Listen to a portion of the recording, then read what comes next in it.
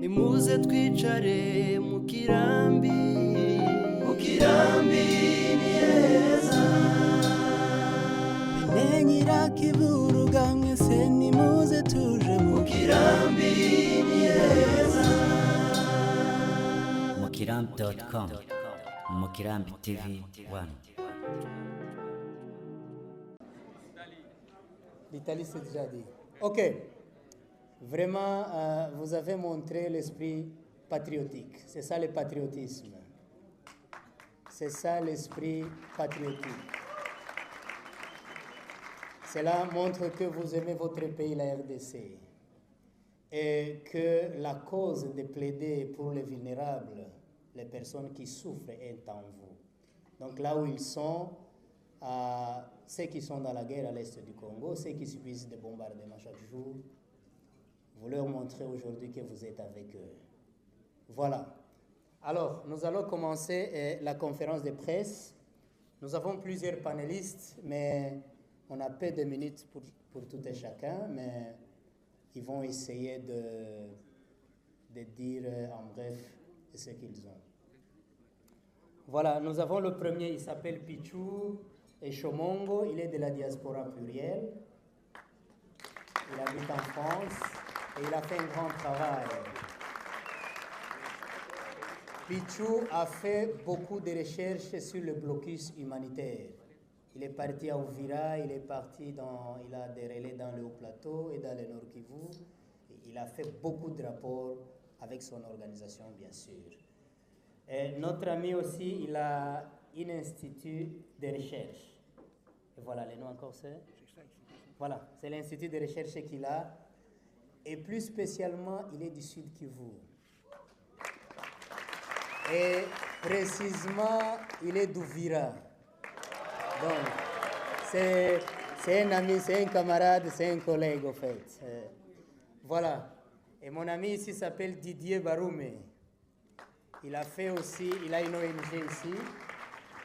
Et il est aussi de Bukavu. Et il vient fraîchement de là. Il a fait beaucoup de recherches sur la gouvernance. Parce qu'il va nous parler sur la gouvernance chaotique en République démocratique du Congo. Nous avons aussi notre ami de longue date, Maître Bernard Menga.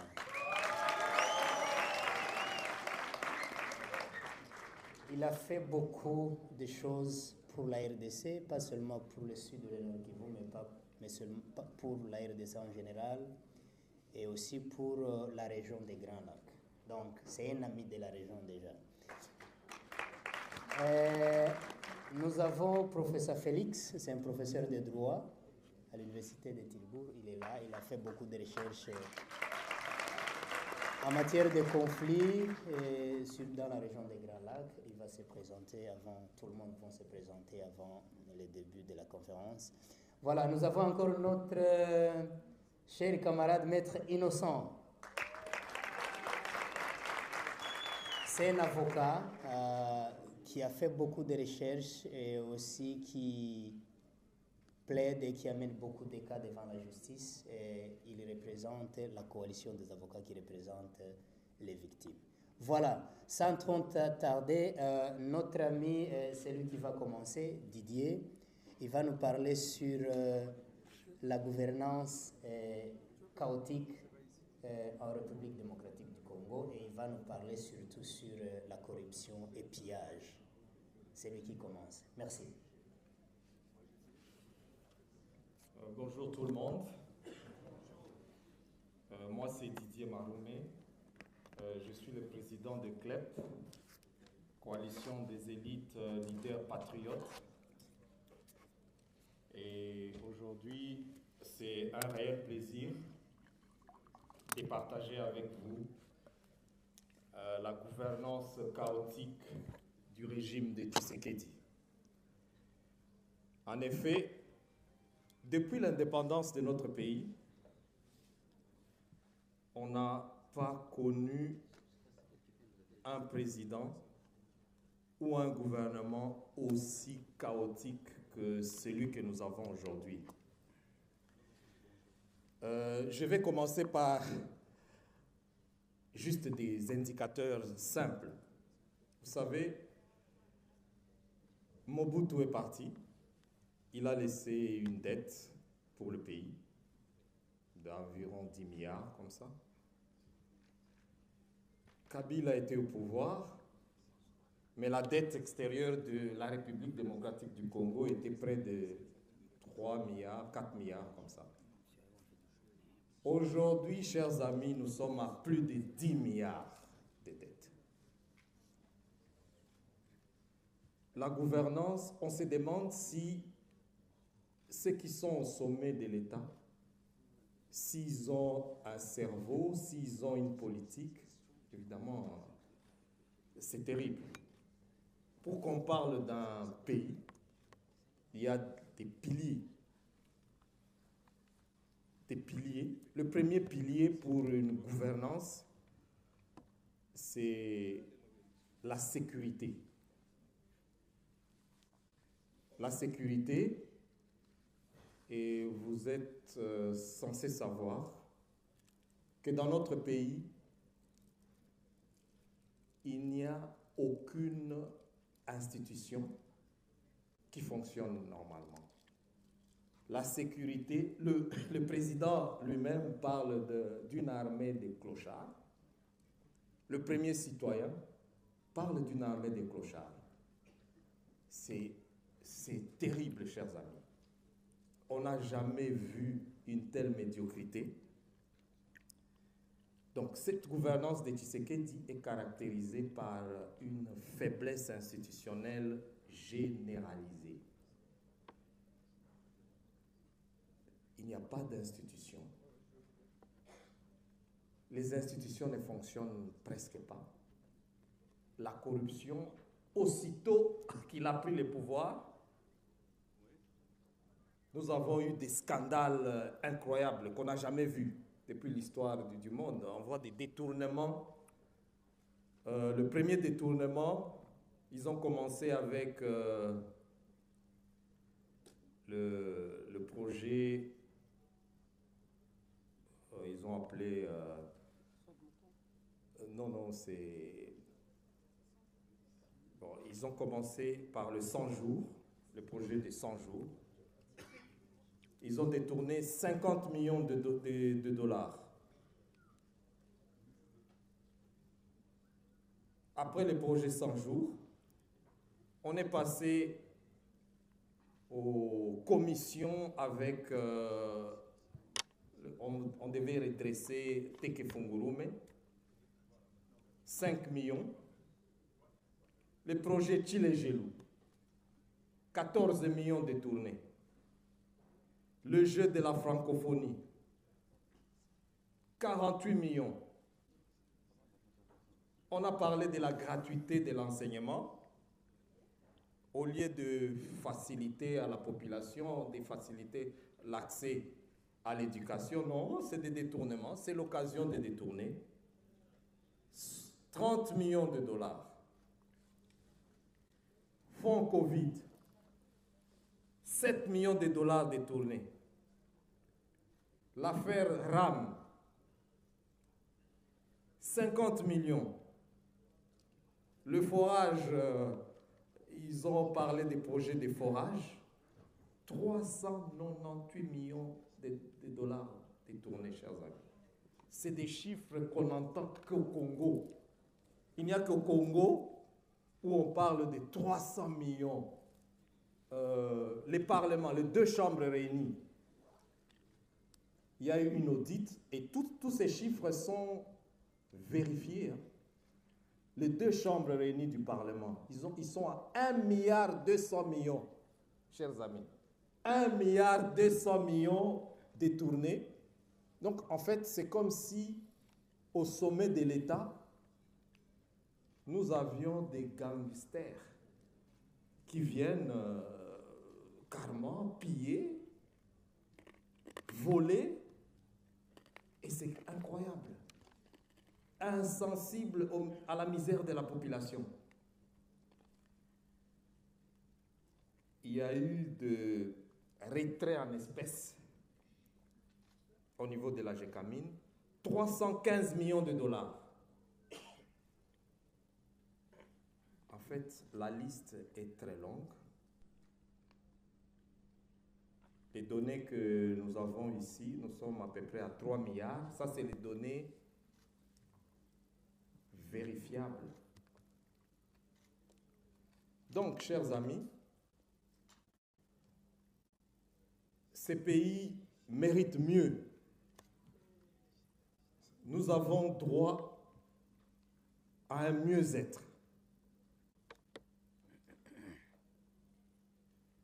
Nous exigeons aujourd'hui la levée immédiate du blocus de Minembwe. Nous exigeons les retraits de l'armée burundaise sur le sol congolais.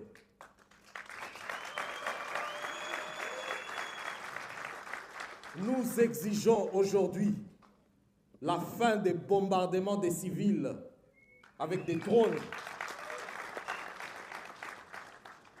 Nous demandons la poursuite de ces criminels commandants et que sais-je encore, FARDC, Mai Mai, Wazalendo, FDLR. Nous exigeons la poursuite de ces criminels.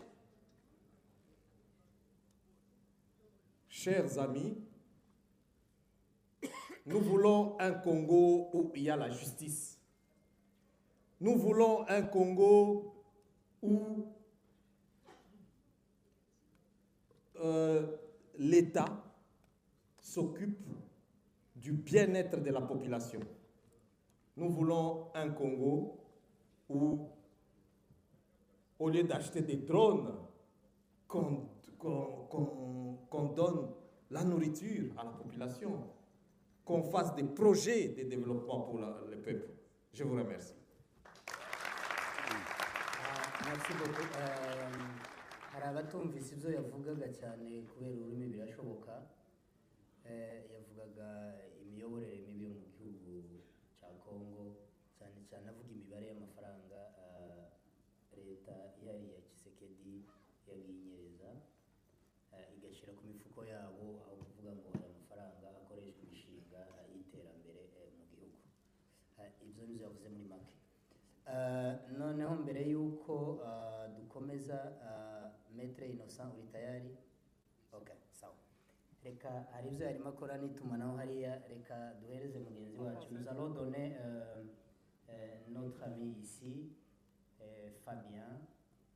Il va nous présenter sur l'impact du mouvement Wazalendo sur la paix et la sécurité en RDC et même dans la région des Grands Lacs. Merci beaucoup. Merci beaucoup. Comme Jean-Pierre m'a présenté, je suis Bika Selemani Fabien. Je suis congolais. Je suis du Sud Kivu, du territoire d'Ouvira. Je suis Mouvira.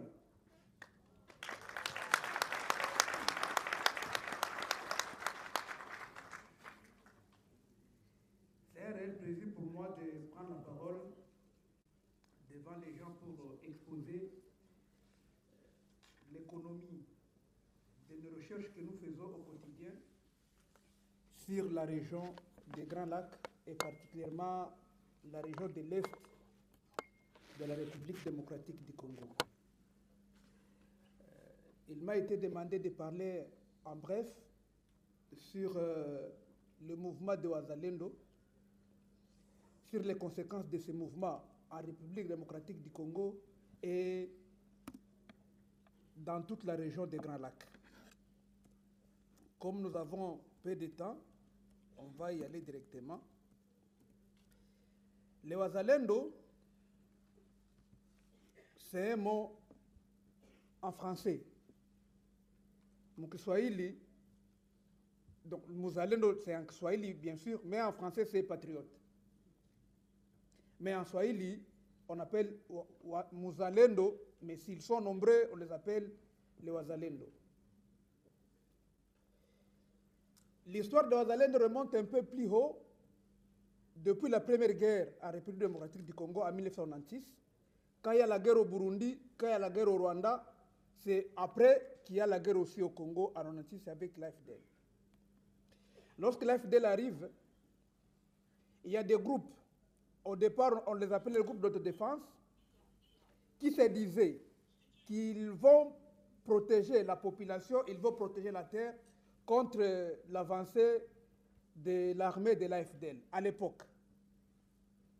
C'est là où le concept récent de Maï Maï a commencé, dans la région, à partir de 1996. Ce concept-là a évolué.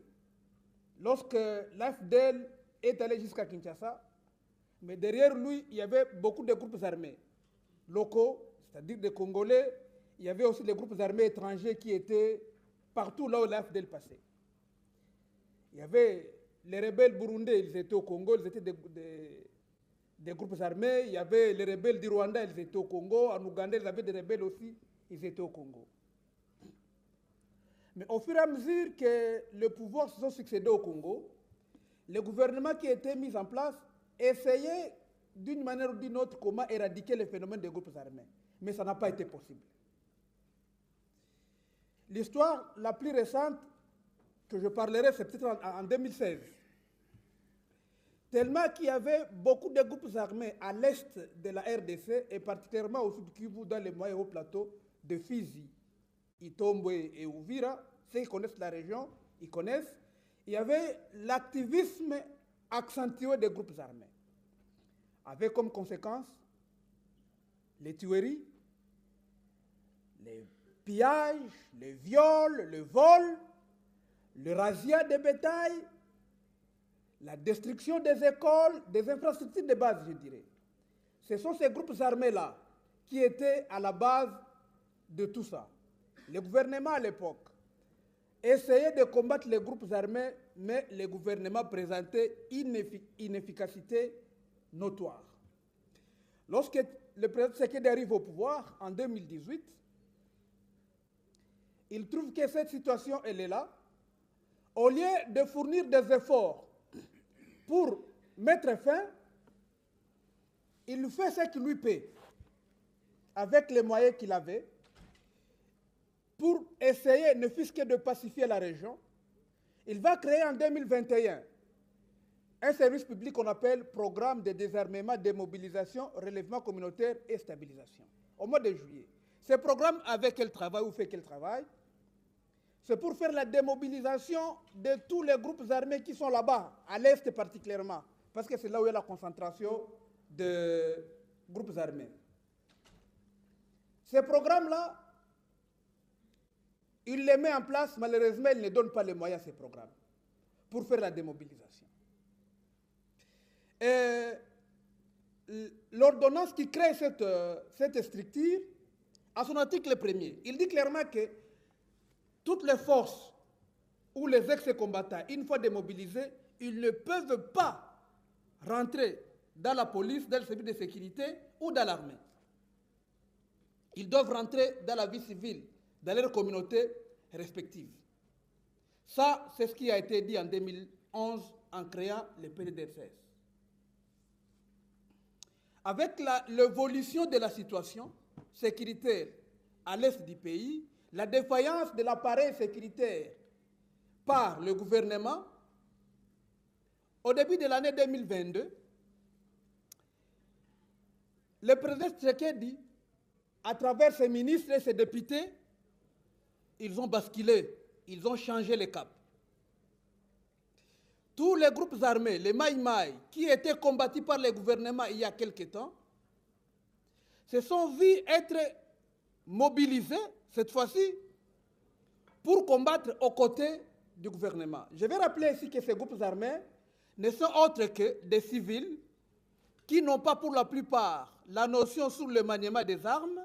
Ils sont des civils, mais le gouvernement les mobilise, il les arme pour combattre à leur côté contre, je dis soi-disant, les agresseurs, le Rwanda, principalement.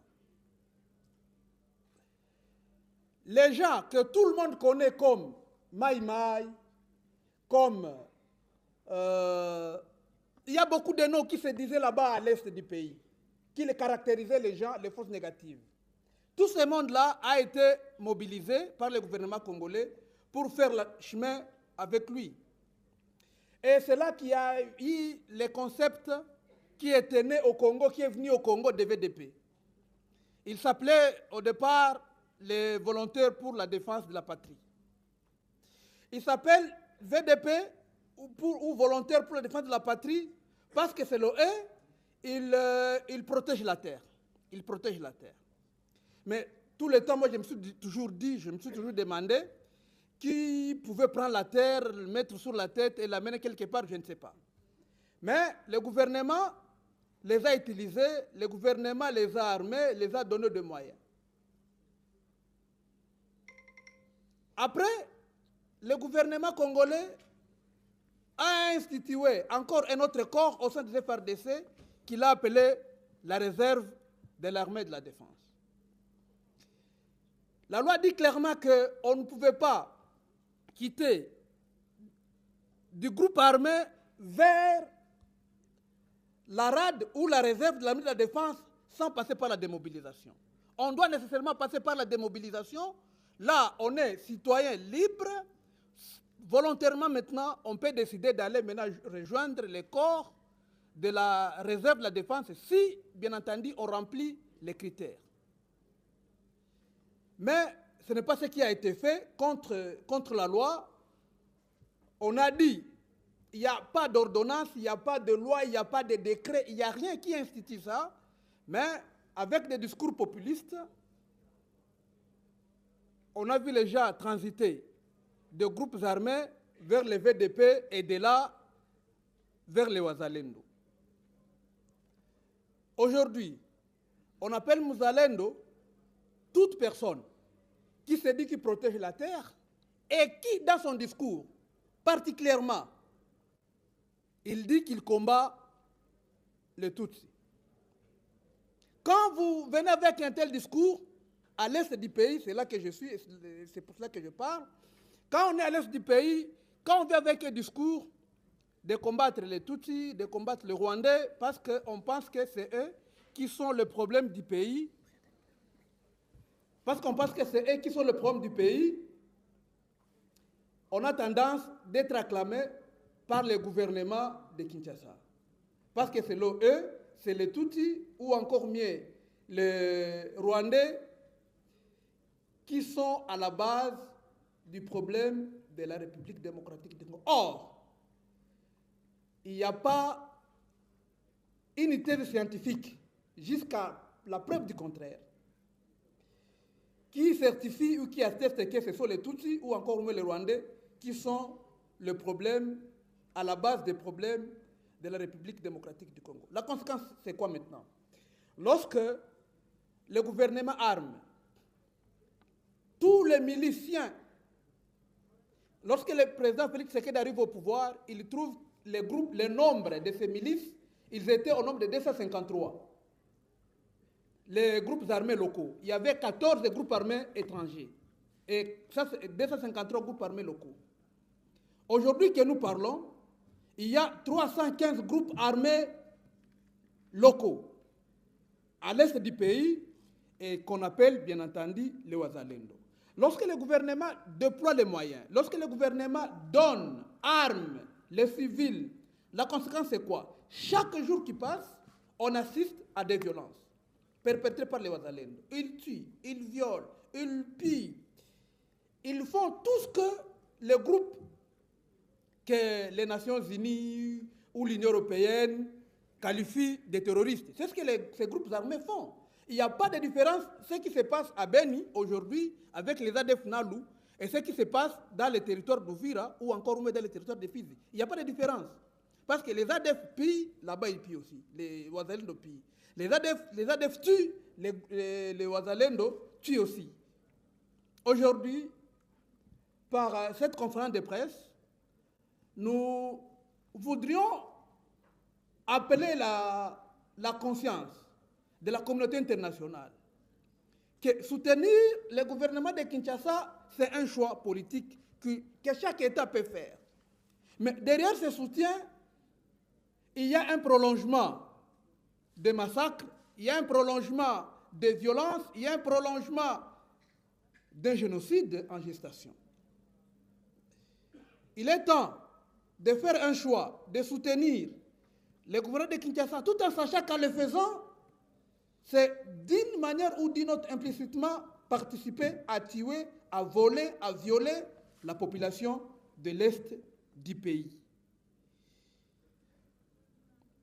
Les Wazalendo, ce qu'ils font aujourd'hui, ça sera encore pire dans 5 ans, ça sera encore pire dans 10 ans, si jamais cette histoire ne se stoppe pas. Et pour nous, c'est la force que nous avons aujourd'hui, en tant que société civile, de le dénoncer, que le monde sache que les groupes armés qui sont couverts par l'armée burundaise, par l'armée congolaise, ils tuent, ils violent. Et dans la région des Grands Lacs, l'histoire nous renseigne, si nous allons au Burundi, ils ont une milice qu'on appelle Imbonerakure. Les rapports sont publiés chaque jour, les bévis des Imbonerakure. Parce que c'est une milice qui travaille sous couvert du gouvernement burundais. C'est presque la même, c'est pas la même chose, mais c'est presque la même chose avec les Wazalendo. Ils disent qu'ils protègent la terre, mais ça n'a rien de protection des terres. Ça n'a rien de protection des populations. Parce qu'ils tuent, ils pillent, ils violent. Ils font concrètement le contraire de ce qu'ils disent qu'ils sont en train de faire. Donc c'est pour nous l'occasion ici, présente dans cette salle, d'appeler encore la communauté internationale, de faire encore plus d'efforts pour mettre fin à cette nébuleuse de Wazalendo. J'ai dit merci. Voilà, merci pour ce bref exposé. Avuze muri make ukuntu le Wazalendo bavutse bari abantu ko bavutse n'ukuntu leta yabitabaje mu gihe yari yananiwe inshingano zayo zo kurinda abaturage, ariko cyane cyane abo bantu bakaba bafite ingengabitekerezo yo kwica abatutsi. Iyo uzanye iyo discours icyo gihe barakwakira nk'umuzalendo. Muri make avuze ko gufasha leta ya Congo ifite abo bantu mu nzego z'umutekano ni nko gufasha cyangwa gushigikira politike y'ubwicanyi cyangwa ya génocide yica abatutsi. Merci pour ce que vous avez fait. Pardon, vous venez de dire. Alors, nous avons aussi une exposé qui va suivre, qui va être faite par professeur Félix. Mais avant ça, Innocent Teziriayo va projeter un peu des images. Bien sûr, je vous préviens que parfois ces images sont atroces, mais qui parlent ensemble, c'est un enchaînement sur le discours de haine. Après les images, Félix va nous présenter sur le discours de haine visant les communautés Tutsi Banyamulenge à l'est de la République démocratique du Congo. Voilà. Ugiye gukurikiraho ni Innocent muri make yaradushiriraho amavideo yerekana ku mvugo zembera urwango muri Congo, hanyuma professeur Félix akomeza. Innocent, vous êtes prêt maintenant? Oui, je suis prêt. J'ai invité John pour m'aider à changer quelques choses avec professeur. John, tu peux passer ici pour m'aider, s'il vous plaît? Merci.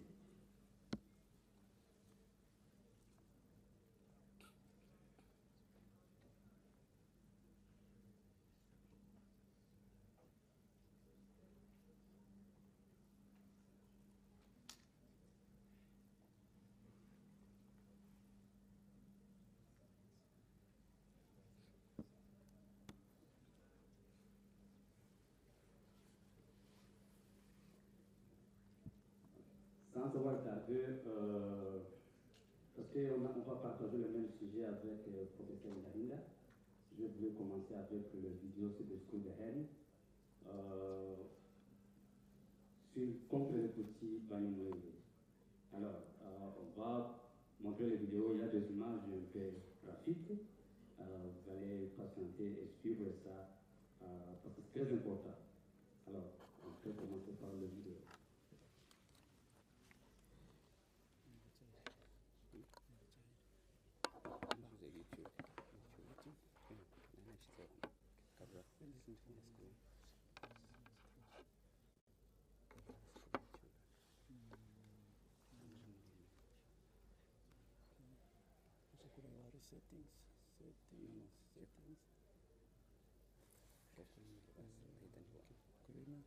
Scroll down. Where is settings? Oh, yeah. Oh, there. Yes, dans la vidéo que nous allons voir ensemble, certains acteurs politiques de Kinshasa, des journalistes et des membres de la société civile tiennent un discours visant les Tutsis Banyamulenge. Tous ces discours sont un point commun. Ils décrivent les Tutsis Banyamulenge comme des ennemis, des étrangers, des envahisseurs, des cafards ou encore des criminels. Reprenant le terme qui ont précédé les génocides contre les Tutsis au Rwanda en 1994. Alors, on peut commencer alors avec la vidéo. Vous allez tous suivre tous les mots que je viens vous expliquer. Merci.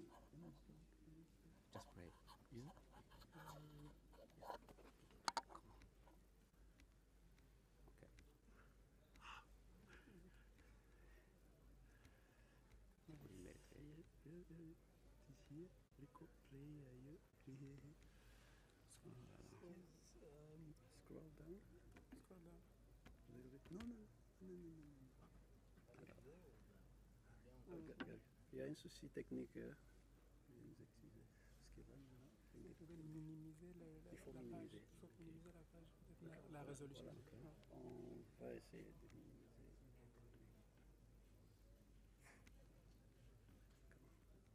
On peut commencer. Félix. On peut commencer, on peut continuer. Et puis on va... Ok, Félix peut continuer la présentation. Mais les miens aussi ne sont pas... Je vais une fois s'arrêter pour vous aller. Merci. Merci pour votre présence ici. Et votre présence est un témoignage, un engagement. Merci pour les co-panélistes, pour ce que vous venez de présenter sur la gouvernance. Et merci surtout les derniers sujets sur le phénomène Ouazalendo qui rencontre aussi certains de mes soucis et de mes recherches, choses sur lesquelles j'ai écrit ces derniers temps. Je vais parler un peu du discours des haines. J'ai commencé à travailler sur les discours des haines depuis plus ou moins 2019, au moment de la transition du pouvoir ancien et au pouvoir actuel en RDC. Et à l'époque, déjà, c'était suite à un souci de ce que beaucoup d'entre vous vivez. Beaucoup d'entre vous recevez dans vos téléphones, sur vos écrans, beaucoup de vidéos, souvent WhatsApp, partageant certaines images graphiques d'une certaine intensité, surtout qui ont ce caractère en commun qu'ils retracent une certaine volonté de déni d'appartenance nationale, mais des fois aussi des incitations à la haine, voire même aux tueries, des fois à caractère génocidaire. Et à partir donc de 2019, j'ai fait beaucoup d'écrits sur les discours de haine suite à des événements, et surtout à certaines vidéos que vous, la majorité d'entre vous, recevez. Et beaucoup, je les ai publiés aussi bien en anglais qu'en français. Et je vous encourage donc de lire. Il faut se méfier. Ok. Voilà. Sur le même principe, Oscar, le peuple. Lance avec, vas-y. Alors, il peut continuer. Innocent peut continuer parce que c'est une suite logique avec Félix qui va présenter. Il faut se méfier de Didi. Il faut se méfier. Sur le même principe, Oscar, le père Fidi, qui fait que lorsque vous épousez aujourd'hui une femme, tout il faut faire attention. Oui, il faut faire attention parce que on vous donne une femme, mais vous allez recevoir un membre de la famille, un cousin, un neveu qui viendra chez vous, de la famille de la femme. Et on va vous présenter comme le neveu et le cousin, alors que ce n'est pas un neveu, ce n'est pas un cousin, c'est la personne qui viendra faire les enfants avec votre épouse à la maison.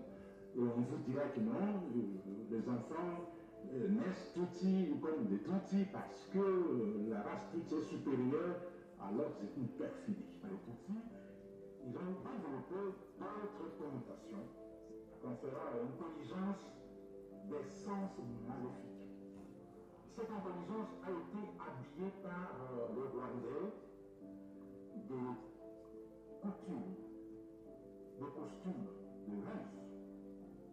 perfidie, de mensonges, de naïveté, d'escroquerie.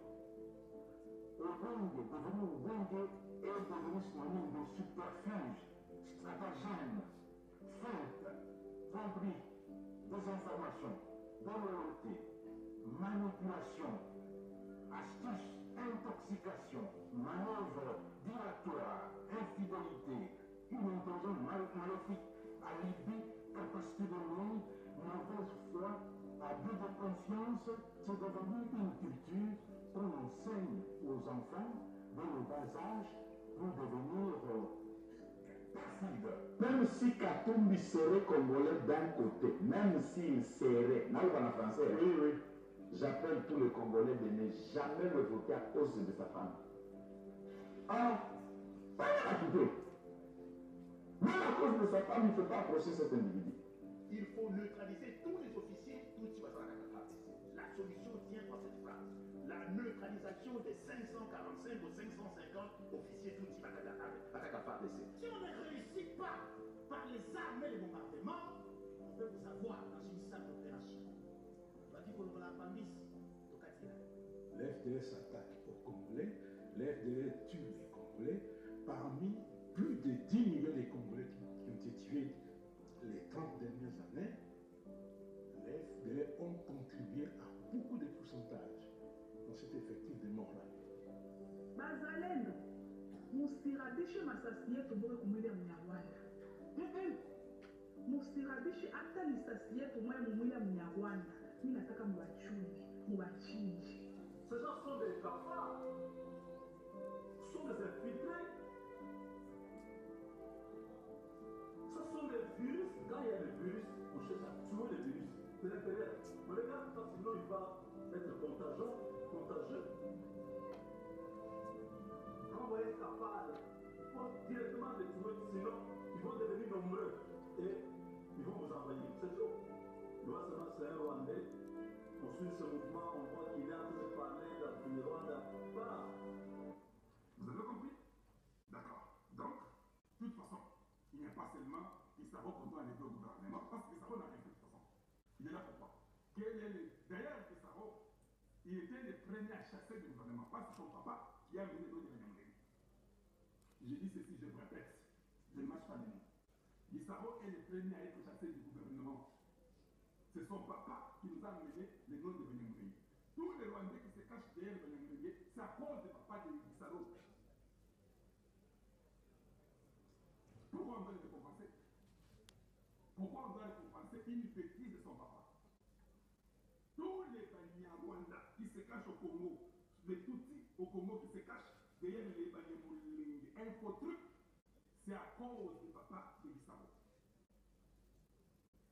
Pourquoi nous pouvons garder le fils de l'État au gouvernement? Ça, c'est un coup. Même les Swahili, ils parlent les Kinyarwanda. Ils sont chassés partout. Mais pourquoi les Rwandais ne peuvent pas rester chez eux? Pourquoi les Rwandais ne peuvent pas habiter chez eux? Pourquoi? Parce que là-bas, tout est calme. Tout est paisible. Pourquoi ils se font passer pour des Banyamulenge? Pourquoi ils se font passer pour des Tutsis ou je ne sais pas moi quel machin d'insectes? Je ne sais pas. Et ils viennent s'approcher à la RDC. Oh non, nos ancêtres étaient ici. Je ne cesserai de dire. Les Banyamulenge ou les Batutsi ou les Bafionti ou je ne sais pas moi quoi ne sont pas des Congolais d'origine. On est déjà pas tout au Kunturu. Uko na lunguza hizi manyumba Watusi walikuwa wanajificha ndani, wale deja tumekuwa lunguza. Ariko birababaje kabisa. Indebere zinuka drone yishe. Ahubwo iyo bazaza twabona amazi noneho zino nizo zibabaje. Indebere guverinoma nzima leta ikora.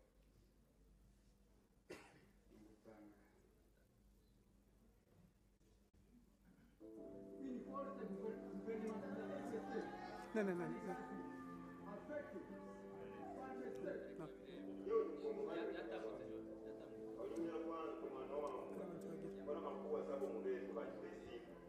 Hapa ndio mnafika sasa mwisho sasa.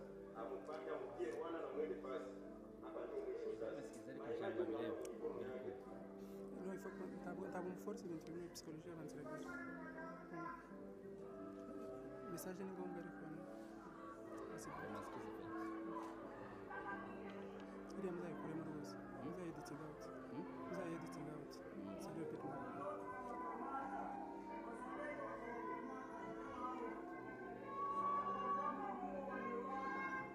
Angalia kitu hapo nasema Wanyarwanda huko ni hivi. Ndio vitu kwa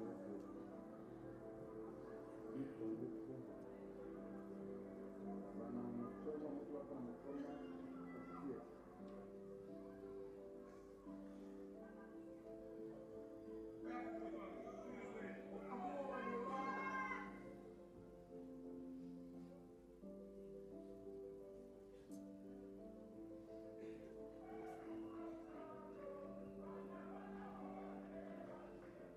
Il n'y a pas une tribu qui s'appelle Banyamulenge.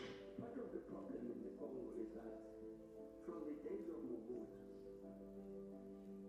they refused to recognize that this Banyamulenge are Congolese. They might be Rwanda speaking, but these are Congolese.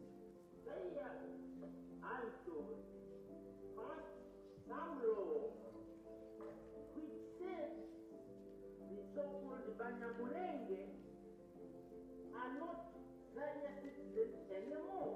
Because again, the first independence was started the article started the and then later a new law was passed to denationalize.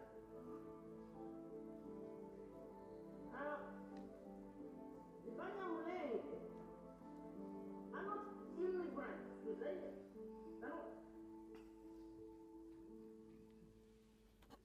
Vous allez m'excuser, je n'ai pas voulu vous montrer ces graphiques parce que ce sont de nos frères, nos parents. Tubabarire iyi video ntabwo ari ugushaka kubarisa no kubabaza ariko biriya ni ibiba ku bavandimwe bacu ku bana bacu tuzi ku nshuti ari niyo mpamvu twaje hano ari niyo mpamvu twirirwa mu butabera kugira ngo bazahabwe ubutabera. Murakoze.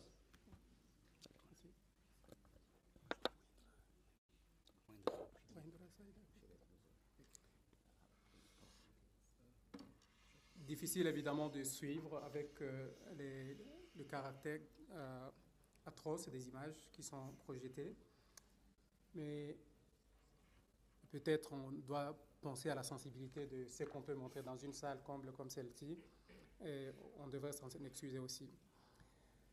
Mais cela étant, nous devons témoigner de différentes façons. Je disais donc que la vidéo déjà parle en soi de ce que je suis engagé à analyser comme chercheur depuis au moins quelques années.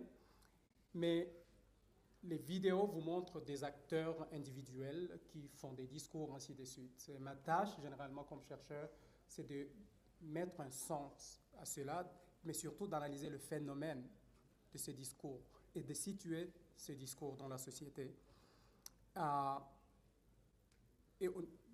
Donc, je disais, quand on m'a coupé la parole avec la vidéo, la projection, que j'écris beaucoup de choses, je suis ravi de partager. C'est important aussi de lire au-delà de voir des vidéos, mais aussi de faire, surtout en cherchant à comprendre ce qui se passe.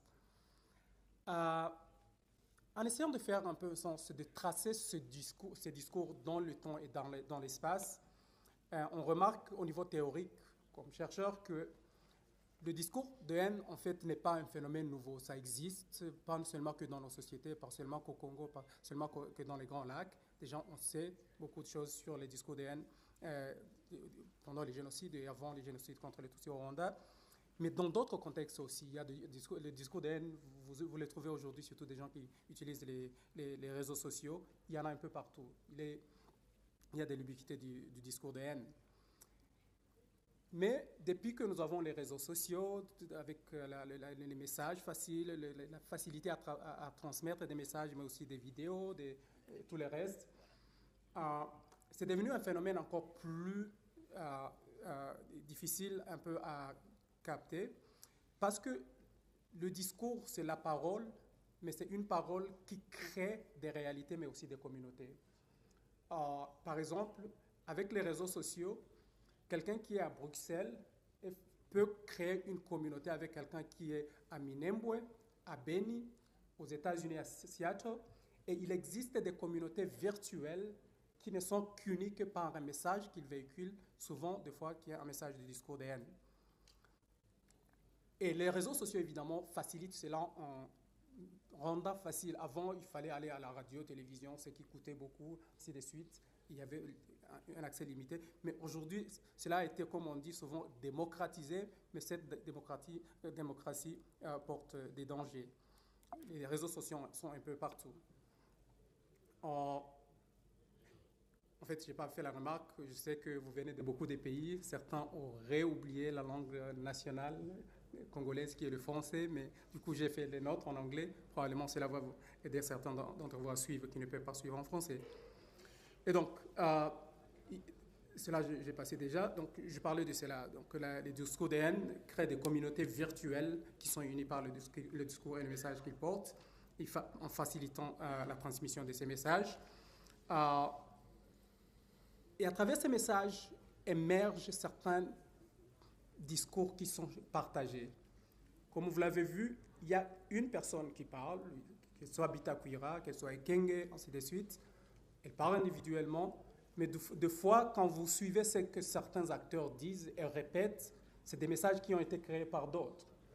Un exemple simple, vous avez vu dans la vidéo que Innocent a projeté, tout le monde a suivi, y compris des États, les responsables politiques, a suivi les messages de Sylvain Ekenge, qui était le porte-parole de l'armée, parlant de la femme Tutsi, le danger, tout ça. Il y avait un extrait du message ici. Ça, c'était l'an passé, si je m'en abuse. Mais le discours en soi, il n'est pas l'auteur de ce message. Ce message a été créé longtemps avant lui. Ici, j'ai par exemple une vidéo de Mubenga, un autre personnage que vous avez vu ici, qui date de 2017, avec exactement le même message. Et donc, du coup, le message circule, crée des communautés et transmis à d'autres. Et du coup, à partir de cela, il devient autre chose. Et ces messages qui deviennent un peu partie d'un discours partagé créent des communautés virtuelles qui essaient de s'expliquer à leur façon, ce qui les véhicule, la réalité.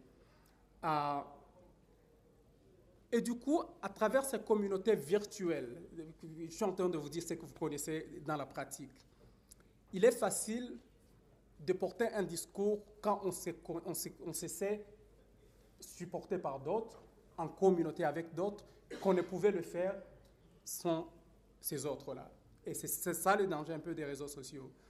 Quelqu'un qui détestait des gens, il va encore s'exprimer plus quand il sait qu'il est partie d'une communauté qui déteste aussi ces gens, notamment. Il y a des sources, quand je vais parler des sources et des contenus, et je suis conscient du temps ici, beaucoup de messages, et surtout dans le contexte congolais, il y a beaucoup de sortes de discours de haine. On sait que dans le passé, par exemple, il y a eu un discours de haine contre les Kaïssaïens au Katanga à un certain moment, et vice-versa.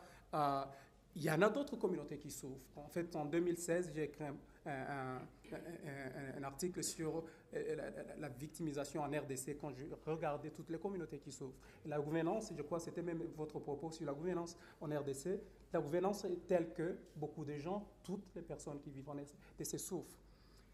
Mais la particularité des communautés, surtout Tutsi du Sud Kivu, Banyamulenge du Sud Kivu, Tutsi du Nord Kivu, mais aussi de plus en plus EMA, depuis un certain temps d'ailleurs, de quelques années, c'est qu'il y a aussi, et surtout pour les communautés Tutsi et Banyamulenge, cette mise en question de l'appartenance nationale qui est unique, auquel d'autres communautés ne font pas face. La mise en question de l'appartenance nationale. Ils n'appartiennent pas au Congo, ils ne sont pas congolais. Et ce discours un peu puise ses sources dans un passé colonial, dans la façon dont l'histoire a été écrite, mais aussi a été actée, les gouvernances, les structures qui ont été mises en place pendant la colonisation, et les dynamiques, les discours racialistes qui a été porté par le pouvoir colonial, et l'appartenance qui appartient, qui n'appartient pas à tel endroit, authentique ou non authentique, ainsi de suite. Et cela a été un peu hérité de la colonisation, mais aussi des gouvernants par après les ont utilisés pour leurs propres intérêts. Et du coup, on analyse ces messages qui viennent du passé colonial, mais aussi qui sont actés dans le présent. Et la façon dont on les a analysés, en 2022, on a publié un article sur le discours de haine, et il portait sur l'analyse de ce que vous recevez dans vos téléphones, je disais avant. Vous recevez tous des vidéos circulées, je les récolte, j'analyse le contenu, je traduis en anglais, je publie souvent en anglais, des fois en français.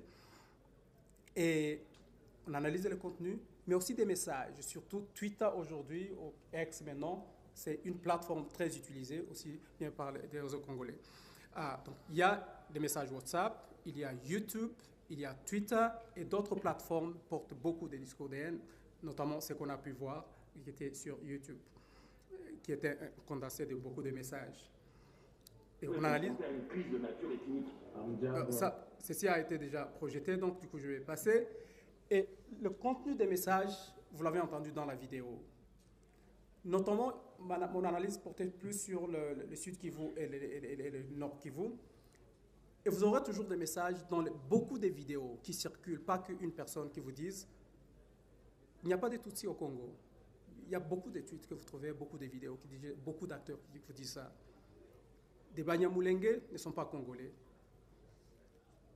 Et par contre, ces gens-là, qui ne sont pas congolais, ont l'ambition de venir au Congo, d'occuper les territoires des autochtones. Mon prédécesseur l'a mentionné. Et évidemment, depuis beaucoup d'années déjà, on parle d'un fameux empire Imatusi. On vous dit que ce sont des tueurs, ils sont manipulateurs, ils sont infiltrés. Il y a même des vidéos, y compris très récentes, du chef de l'État qui parle des infiltrés dans l'armée. Chef de l'État, dont on parle aujourd'hui, dans la manifestation. Mais aussi des acteurs politiques. Par exemple, la vidéo que vous voyez, je n'aurai pas le temps de lire. Ça, c'est des vidéos que je n'ai pas le temps de... Ça, c'est Martin Fayoul, qui est un acteur politique de l'opposition, pas du pouvoir, qui vous dit les Banyamulenge n'existaient pas. Ça, c'est une vidéo que vous trouvez sur YouTube. Et donc, la thématique que vous trouverez tous ces mots, qui sont plus ou moins les mêmes en français. Des serpents, la vermine, des caméléons, des tueurs, des avares, des invaders, des envahisseurs, des usurpateurs, des cafards, les Inyenzi, comme au Congo, des manipulateurs criminels, assoiffés de sang, ainsi des hégémonistes, expansionnistes. Il y a beaucoup d'acteurs avec des vidéos qui portent ce genre de messages. Je parlais d'acteurs, mais aussi de Twitter. Non, parmi les messages aussi, il y a même les appellations des acteurs. Quelqu'un a présenté ici le Wazalendo, qui a fait des recherches sur le Wazalendo. Le Wazalendo, en fait, l'explication qui a été donnée, la traduction qui est souvent donnée, c'est qu'ils sont des patriotes, mais je me suis amusé à aller dans les sources swahili du terme, les swahili teoul de la Tanzanie. En fait, le mot a une double signification. Il y a patriote, mais il y a aussi natif. Donc, un Mzalendo, c'est un natif. Et quand vous dites natif, il y a d'autres qui ne sont pas natifs. Et donc, le mot Wazalendo, il s'appelle Wazalendo aussi parce qu'ils sont opposés au non-Wazalendo. Pas seulement que dans le sens patriotique, mais aussi au non-natif. Raison pour laquelle la plupart des chefs Maïmaï portent un discours, évidemment, d'exclusion. Les Banyamulenge, les Tutsis n'appartiennent pas au Congo. Ils sont d'ailleurs. Nous sommes des Wazalendo, patriotes, mais aussi natifs. Ça, c'est très important. Ce deuxième sens est souvent pas souvent connu, mais c'est très important de le mettre en perspective quand on parle des dynamiques, ainsi de suite. Là, plein d'autres messages, évidemment, qui ont été véhiculés. Non, allant vers la fin, je termine là-dessus. Dans la vidéo que vous avez vue, la projection, vous avez vu la responsabilité de l'État un peu est important à souligner ici, dans ce discours de haine. Beaucoup d'acteurs, c'est des acteurs privés, et les acteurs privés doivent être poursuivis. C'est l'État qui doit faire les poursuites, mais souvent, toutes les personnes qui ont été accusées, à Kinshasa, à Bukavu, ainsi de suite, cela n'a pas été fait. Mais aussi, les responsables politiques se sont rendus coupables en minimisant ou même niant les phénomènes du discours de haine. Nous avons des vidéos ici que j'aurais pu jouer avec des porte-parole du gouvernement qui disent il n'y a pas de discours de haine en RDC. Patrick Mouyaya, et j'ai la vidéo ici. Mais par après... Le premier mensonge, c'est les discours de haine à RDC. C'est qui? Je passe. Mais les mêmes personnes, ils vont dire qu'il n'y a pas de discours de haine, mais s'afficher avec des personnes qui portent ces discours de haine. Vous avez vu, Moubenga, l'an passé, a accordé un discours aux deux personnages que vous avez vus dans la vidéo qui nous sont à projeter. Moubenga et Kalonji TV. Ces deux parlent carrément de faire des guerres pires, de tuer des Banyamulenge, des Tutsis congolais, ainsi de suite. Mais le pouvoir leur accorde l'espace. Pour finir, donc, que doit-on faire? Vous pouvez lire vous-même. Je crois toujours que, surtout dans un espace comme celui-ci, avec une diaspora plurielle, il y a beaucoup de gens, évidemment, qui viennent de ces communautés, mais on est ensemble avec d'autres communautés. Je suis de ceux qui croient toujours qu'un autre Congo est possible, un Congo où tous les fils et les filles du Congo vivent ensemble, de toutes les ethnies, tribus, en paix et en harmonie. Il y a beaucoup de pays qui ont plus d'ethnies que le Congo, où les gens vivent ensemble. Donc cela est possible. Mais pour ce faire, il faut d'autres politiques qui décentrent l'identité ethnique et plutôt mettent au centre d'autres valeurs. Donc il faut réimaginer les identités telles qu'elles ont été construites au temps colonial. Il faut repenser un peu les frontières identitaires ou les discours identitaires, surtout la centralité de l'ethnie au Congo. C'est quelque chose qu'il faut voir. Il y a beaucoup de pays comme la Tanzanie, par exemple, qui ont fait la pratique et qui sont plus relativement en paix que d'autres, sans être évidemment un paradis. Il faut réimaginer la gouvernance, et de là je rencontre le collègue qui a parlé de la gouvernance. Évidemment, les repères identitaires hérités de la colonisation doivent être déconstruits et promouvoir évidemment des droits égaux pour tous les citoyens, aussi bien des droits égaux dans tous les jours, mais aussi des droits égaux quand on en vient au droit, par exemple, à vivre partout dans le pays, accès à la terre, ainsi de suite, qui sont souvent des terrains très contestés en RDC. Je peux aller un peu plus, aller dans les détails de ce que je viens de dire, mais on n'a pas de temps. Jean-Pierre est en train de me regarder avec un œil très strict. Alors, je vous remercie pour l'attention. Merci, professeur Félix. Donc, c'est un enseignant, il est parti méthodiquement et pour expliquer les discours. Ok, yavugaga ku mvugo zihemerwa muri Congo, ko izo mvugo hari igihe zikorwa n'abantu ku giti cyabo, ariko ugasanga leta ntabwo ihana abo bantu. Icyo ni icya mbere. Hakaba n'igihe leta izisuzugura, ntigire icyo zikora kandi zirimo kwica abantu, zirimo gutuma abantu bapfa. Ikindi kintu yongeyeho ni uko haba na leta yonyine, bamwe mu bayobozi bakuru b'igihugu nabo izo mvugo barazikoresha, kuko yavuze nk'aho bita bamwe mu nzego z'umutekano z'igihugu, murabumva bari bo bakabita abacengezi. Na perezida wa repubulika ejo bundi yarabivuze, ni ukuvuga ko bavuga ko abatutsi cyangwa abanyamurenge bari mu nzego z'umutekano n'abacengezi. Urumva izo mvugo zivugwa na leta cyangwa n'abantu ku giti cyabo, ariko leta ntigira icyo bakoraho, ariyo yari ifite uruhare rwa mbere kugira ngo abantu ibashyitse imbere y'ubutabera. Muri make yavuze byinshi, ariko arakoze cyane. Ndabona abantu basa n'abatangiye kurambirwa gatoya. Maintenant, nous allons passer à la présentation de Maître Bernard Menguin, qui va nous parler sur les crimes du droit international qui ont été commis, surtout sous le régime de Félix, maintenant Tshilombo, pas Félix qui est ici, et aussi les cas qu'il poursuit en justice. Merci. Mes chers amis, aujourd'hui, micro un peu, voilà.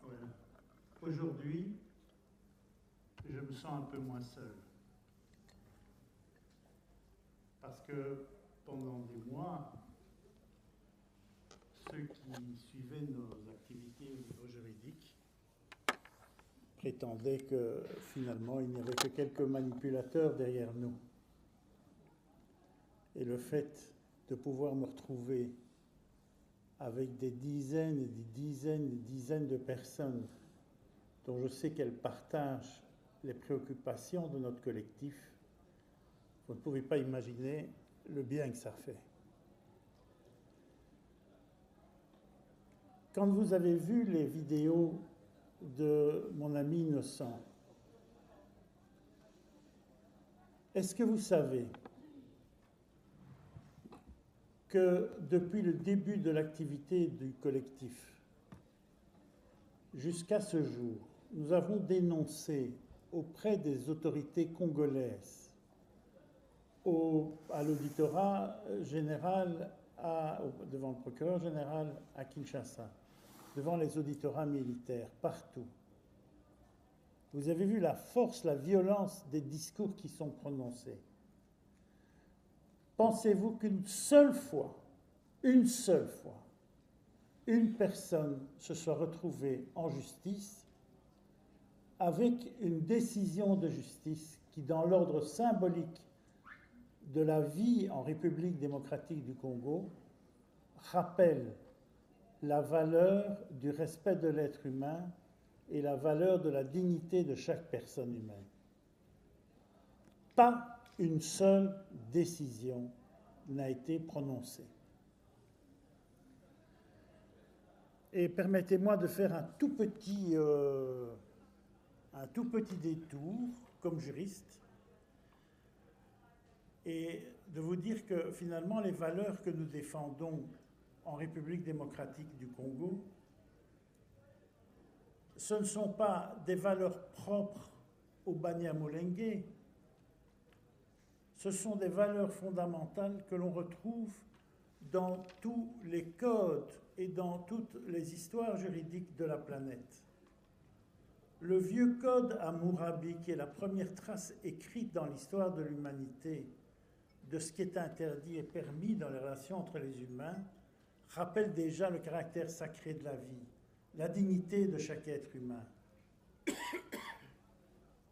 Si je vous dis ça, c'est parce qu'au fond, travaillant depuis de nombreuses années maintenant, j'en arrive à me dire que la question de la haine du Tutsi, telle qu'elle a pris, et des Banyamulenge, et puis qui s'est répandue dans d'autres communautés aujourd'hui, si elle a pris une telle ampleur ces dernières années, beaucoup plus grande que les années antérieures, c'est sans doute parce que l'appareil d'État soutient directement ou indirectement ces discours de haine et ces politiques pré-génocidaires, voire d'épuration ethnique.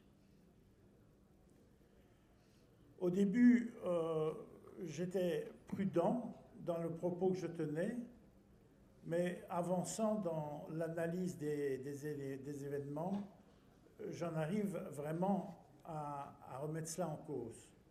On vous a expliqué tout à l'heure que le phénomène des Wazalendo ou des groupes armés, l'intégration ou l'accord implicite à l'action violente des groupes armés en l'habillant d'un discours de patriotisme, mais tous ces discours visant toujours la même communauté, posent problème. Il n'y a pas de discours de haine anti-groupe de M.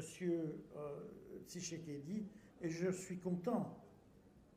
Je suis content qu'on ne s'attaque pas à sa communauté, mais qu'il regarde ce qui se fait par rapport à une autre communauté à l'Est.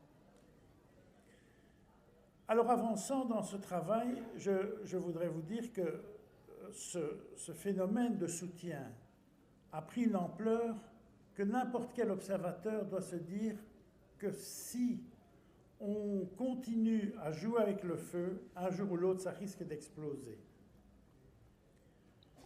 On a autorisé les milices privées, on les a armées, nous avons les preuves.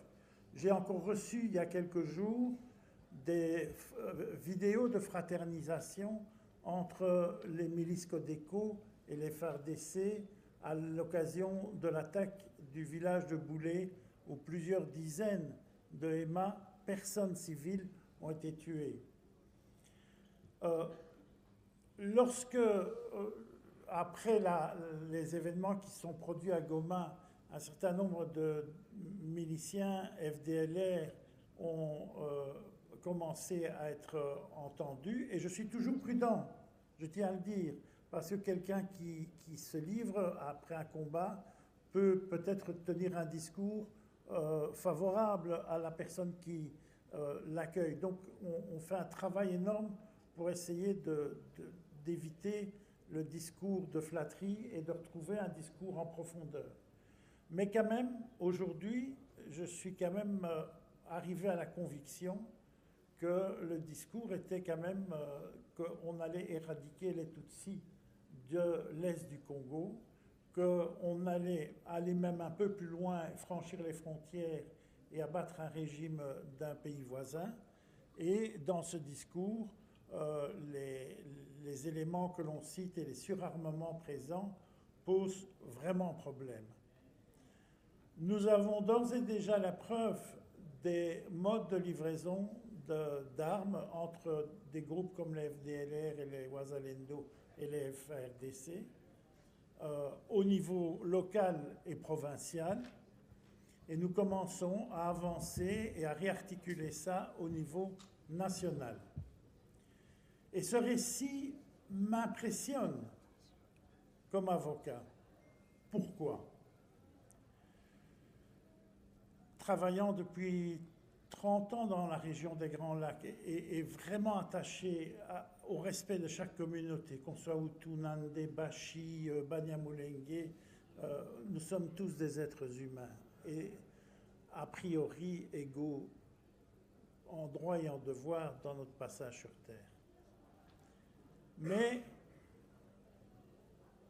j'ai eu beaucoup de dossiers et tout d'un coup, dans le cadre d'un dossier, j'ai découvert que des personnes liées à des anciens milieux génocidaires au Rwanda étaient présentes dans l'environnement de M. Tshisekedi à Kinshasa. Et je ne vais pas me dérober devant vous et je vais vous dire ce qu'il en est. C'est ainsi que il y a dans un de mes dossiers, et je vous parle avec l'autorisation de mes clients, un trio. Et moi, je ne m'étais pas rendu compte, en fait, historiquement, quand j'ai fait mes analyses de l'existence de ce trio. Mais il y a un certain monsieur Kao Mandungu, conseiller spécial du chef de l'État, qui est un ami intime, historiquement, de Fabien Singaye. Fabien Singaye est le beau-fils du financier du génocide. Il a joué un rôle d'espion pour le régime Habyarimana dans les années 90 en Suisse. Il est expulsé de Suisse. Il a travaillé très étroitement avec Paul Baril. Et je vais y revenir, il a été aussi conseiller du président de la République centrafricaine. Et puis, dans le trio, il y a Jean-Luc Habyarimana. Je retrouve ces personnes dans des positions d'influence. Et dans le travail que je fais de recherche, je découvre, et je vous précise que c'est vraiment un travail de chercheur parce que je ne m'attendais pas à ça.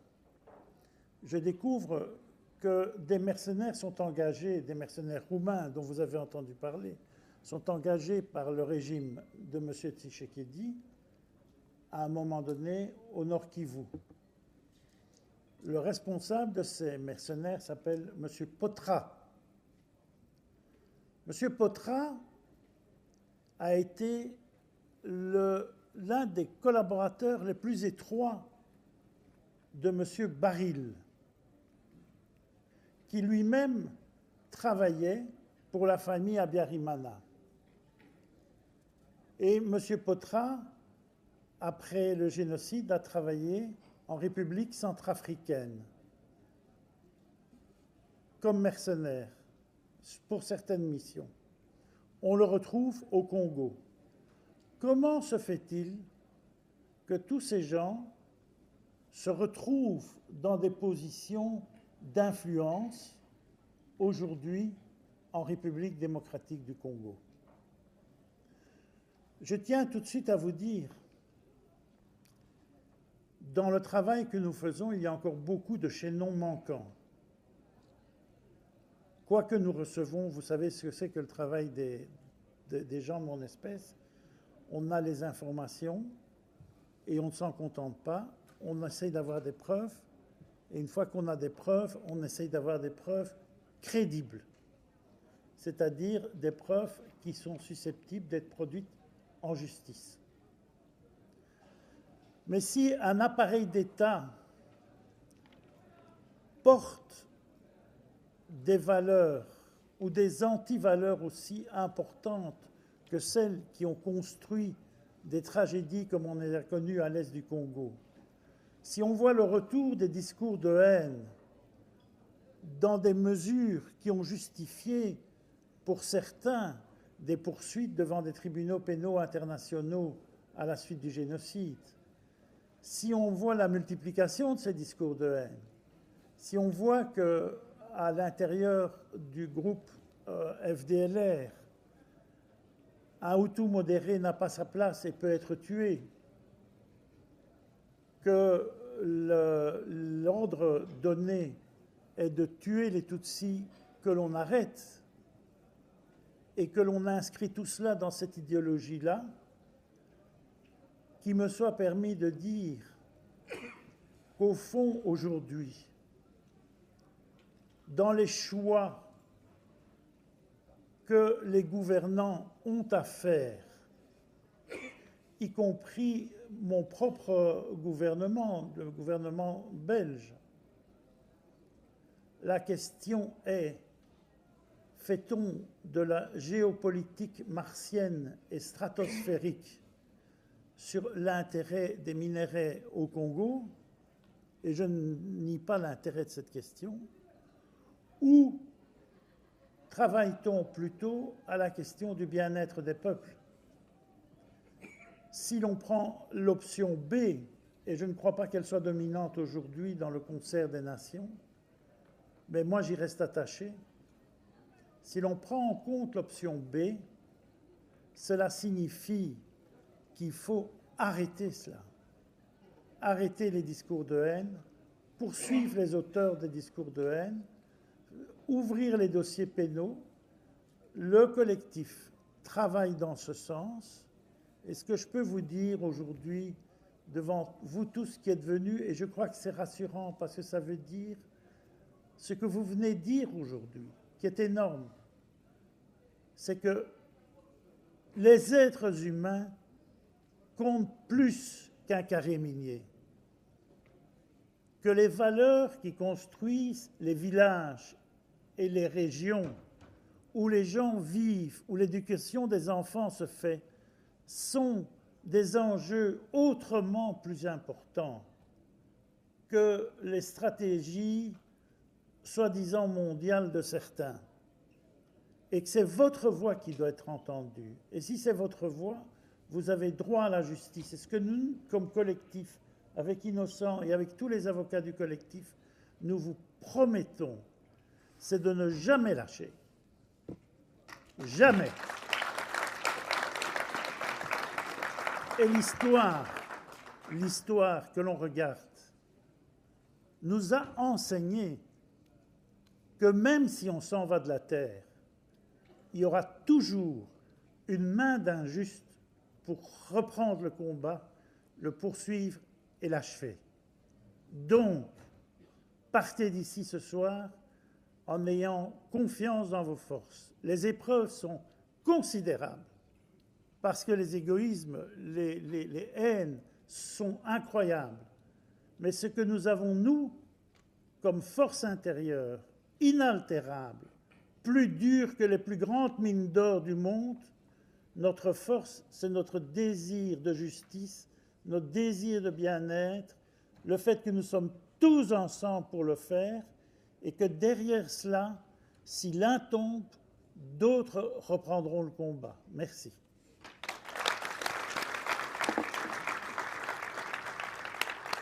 Merci, Maître Bernard. Vous êtes toujours actif et militant actif, et un avocat et de carrière.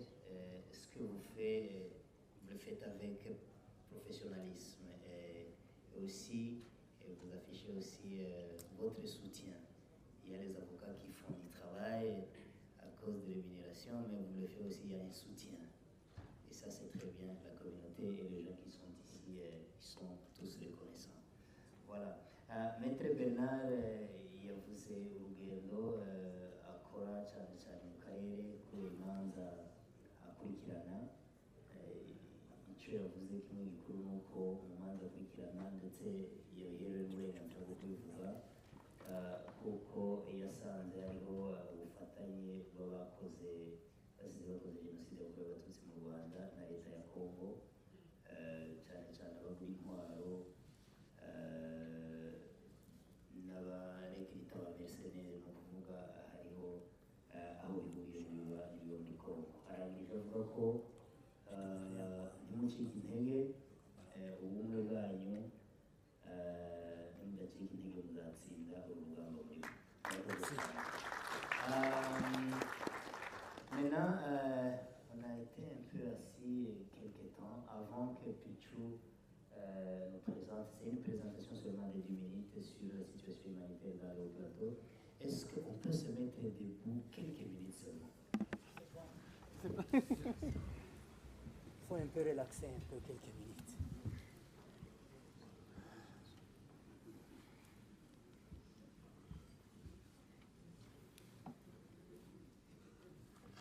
Voilà, on peut s'asseoir. Ça, c'était court. Voilà, nous vous accordons la parole. Merci. Merci Jean-Pierre. Merci à tout le monde. Je commence d'abord par saluer les intervenants, parce que l'articulation de la programmation de la journée était tellement bien faite, et je n'ai plus grand-chose à dire, parce que moi j'avais prévu aussi des résumés, des relater un petit peu, et revenir un peu sur le contexte et tout. Ça ne vaut plus la peine. Et je n'ai pas envie de faire les chiffres. J'en ai. Dans un mois, il y a 500 000, il y a 8 millions de déplacés. Derrière ces chiffres-là, c'est des humains. Donc je pense qu'on doit parler plutôt des humains, des gens qui souffrent, qui vivent, qui ont besoin d'une assistance. Et aujourd'hui, on a du mal à apporter cette assistance-là. Donc voilà, moi je suis Pichu Chomongo, je viens de la France. En tout cas au Congo, je suis de Maïndombe, c'est plus vers l'ouest, donc le nord dans la forêt équatoriale. Je suis président de la Diaspora Plurielle, qui est une organisation, en tout cas associative. Hein, donc voilà, et je fais partie aussi du consortium international des droits humains au Congo. Nous avons créé, donnez-moi peut-être une minute pour expliquer un peu le consortium. C'est en fait en 2025, au mois de décembre, j'étais à Goma. Quand il y a eu bombardement à Kamanyola. Donc il y a une forte population de Kamanyola qui s'est déplacée pour aller se réfugier au Rwanda. Ils étaient dans un camp à Nyarushishi. Certains connaissent dans le sud Kivu, vers Kavumu et tout, donc je ne connais pas trop le terme, mais c'était à Kamembe, hein, donc Nyarushishi et tout. En tout cas, que ce soit au niveau des Goma, personne n'a pris l'initiative d'aller rendre visite à cette population, parce qu'il y avait des bombardements, c'était super compliqué, mais aussi la question d'éviter à ce qu'on acquise le Rwanda de soutenir Goma, donc du coup, le pouvoir de Goma, même si on voyait un peu la situation, mais bon, il n'y a pas eu vraiment moyen de se déplacer, et les organisations humanitaires sont dépourvus de moyens. On reviendra là-dessus pour parler. Et avec un confrère, Jean-Paul, nous avons pris l'idée. Moi, j'ai dit, ben, comment ça se fait qu'à Nyarushishi, il y a nos compatriotes qui sont là-bas, ils ont fui des bombardements. Ben, on suit un peu les organisations internationales ne font pas de commentaires, il n'y a personne en parle. Les Nations Unies ne fait pas écho, le pays voisin, c'est un peu compliqué. Il faut qu'on fasse un déplacement. On a demandé, c'est des zones quand même on était dans une période opérationnelle où il y avait encore des actions militaires. Pour accéder dans la zone, c'était compliqué. On a dit, ben, on saisit les autorités rwandaises pour qu'ils nous autorisent à accéder sur le camp des réfugiés. Donc on a réussi à prendre des contacts, on a fait des courriers, ils nous ont répondu très rapidement, allez-y, allez voir. On arrive, on rentre au camp de Nyarushishi, ben, c'était une forte population, ils étaient 1008, je n'ai pas voulu faire des chiffres, mais bon, je vais essayer de faire quand même. Il y avait 1008 personnes, femmes, hommes, enfants, qui étaient dans ces camps des réfugiés. Ils ont tout perdu. On commençait à demander, mais qu'est-ce qui s'est passé? Ben, tout le monde nous relatait, mais bon, il y a des bombardements qui sont venus, des bombes provenaient de Burundi. Mais c'est quoi cette histoire? Mais dans une zone densément peuplée où il n'y avait que des civils, il n'y avait pas des éléments, les effets militaires pour justifier ces bombardements-là contre les civils. Là, on est à Kamanyola. On commence à échanger avec... Ah oui, mais il y avait une partie des bombardements provenait, en tout cas de la partie Luvungi, là où il y avait le Luvungi. Ouais, Luvungi, il y avait le Wazalendo et le FARDC. Donc, ils ont tenu la population en tenaille. Le Burundi, on bombardait à partir de Burundi. C'est le militaire burundais qui bombardait. À Luvungi, c'était le FARDC avec... les Wazalendo, et les Wazalendo faisaient ce travail-là d'exaction ciblée. On dit, mais tout le monde a vu, tout le monde est au courant, qu'est-ce qu'on fait? Il faut qu'on retourne. On nous dit, il y avait des dégâts et tout, il faut qu'on rentre. On décide de rentrer à Kamanyola, là, c'était compliqué le premier jour. On dit, non, c'est une zone militaire, on ne peut pas vous laisser, non, il faut qu'on y aille et tout. On a fait tout ce qu'il fallait pour qu'on puisse accéder, on accède, on arrive, toute la zone bombardée. C'est des zones où il n'y avait que des civils. On commence à s'interroger. Mais qu'est-ce qui se passe? Ben, 2 jours après, on était à Uvira. On était à Kamanyola. Uvira venait de tomber. Bon, il faut qu'on traverse pour aller voir. Donc, on a pris les risques nous-mêmes. Il y avait encore des crépitements de balles, mais il fallait y aller. On a décidé d'y aller. Moi qui suis venu, j'étais de la France, j'arrive et tout. On arrive comme ça, on descend. On pensait que ça allait être facile pour rentrer. On a eu du mal, on a perdu 2-3 jours. On arrive à Uvira. À Uvira, il n'y avait rien, parce que la veille, la ville venait de tomber. Tout le monde était encore à la maison et tout. On n'avait pas à manger, il n'y a rien du tout. On a dit, ben, le lendemain, il faut qu'on commence à aller questionner. Parce que déjà, tout ce qu'on a entendu à Kamanyola, au camp de Nyarushishi, on nous parlait déjà des exactions et tout, on attend un peu beaucoup, il faut qu'on y aille. C'est à ce moment-là, on commençait à aller voir comment la population vivait leurs ressentis et tout. Et tout le monde a compris qu'il y a des gens qui sont venus, des Goma qui sont là, qui veulent interroger et tout, et on voit des mamans qui commencent à venir échanger avec nous et tout. Mais ce qui m'a choqué, en fait, je me suis retrouvé avec une dame où on l'a coupé ses seins. On coupe des seins à une personne, à une maman, qui n'est pas militaire, qui n'est pas dans des opérations, juste pour l'empêcher de procurer. Elle va rester comme ça, elle n'a pas de cancer, elle n'a rien, mais les seins coupés, elle a montré. On arrive, on va un peu plus là, ça commence à être sérieux. On va dans un quartier, on va aller interroger, on voit des jeunes qui commencent à nous expliquer et tout ça. On arrive à un endroit, on nous dit, nous, il y a une fontaine d'eau publique qui permet à tout le monde de se servir de l'eau potable et consort et tout, mais la communauté Banyamuling n'a pas accès. Et la fontaine, elle était juste à 2 pas d'une église et de personnes qui assuraient la sécurité pour que les Banyamuling ne puissent pas avoir accès. C'est des fidèles d'une église. Et le pasteur d'honneur doit être fidèle d'aller sécuriser la zone pour que cette population-là ne puisse pas avoir accès. Et voilà un peu certaines réalités, c'est banal, mais on prive des gens de l'eau potable, on coupe des seins, c'est des choses où personne n'en parle. Il y a certaines réalités qu'on met en doute quand on suivait sur les réseaux sociaux, mais on entend. Là où on a passé la nuit, vu que la zone venait à peine de se libérer et tout ça. C'était un peu compliqué de trouver un endroit pour dormir. On ne pouvait pas dormir dehors. Ben, on s'est retrouvé dans un logement. Le lendemain, en tout cas, les propriétaires sont venus et tout, mais avec un discours haineux. Et je dis aux des amis avec qui on était, moi je dis, mais ces discours-là, ici, ça va être chaud si, en tout cas, la nouvelle autorité n'arrivait pas à maîtriser la situation. Ça va être compliqué parce que les discours de haine et les gens n'avaient pas peur. Bon, moi j'arrive, bon, avec un regard d'Europe, j'arrive et tout, je ne comprends pas des discours et tout qui arrivent dans tous les sens. On a dit, mais bon, on commence à comprendre comment la situation était difficile. Et quand on est rentré à Goma, on a fait le premier rapport. On a publié avec Innocent, Jean-Pierre en faisait partie, on a fait le premier rapport.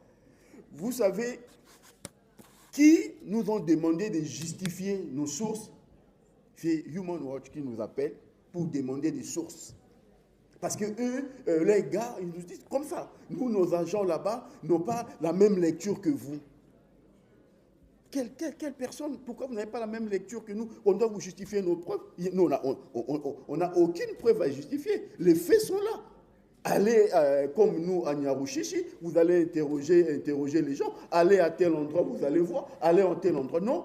Donc, du coup, on s'est retrouvé dans une situation, ce n'est pas le gouvernement de Kinshasa qui remet en question la qualité de notre travail, mais plutôt, c'est d'autres organisations internationales qui sont censées défendre les droits humains. Et c'est là qu'on a compris qu'il y a quelque chose qui ne va pas.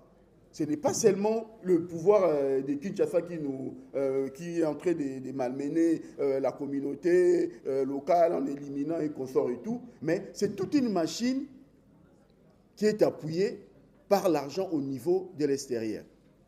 Il y a la diplomatie qui joue dans tous les domaines, que ce soit politique, économique et tout. Donc voilà, il faut étouffer les organisations des droits humains qui ne puissent pas parler de ce qui se passe. Les organisations humanitaires ne peuvent pas intervenir. J'ai un cas que je n'ai pas encore donné avec Jean-Pierre.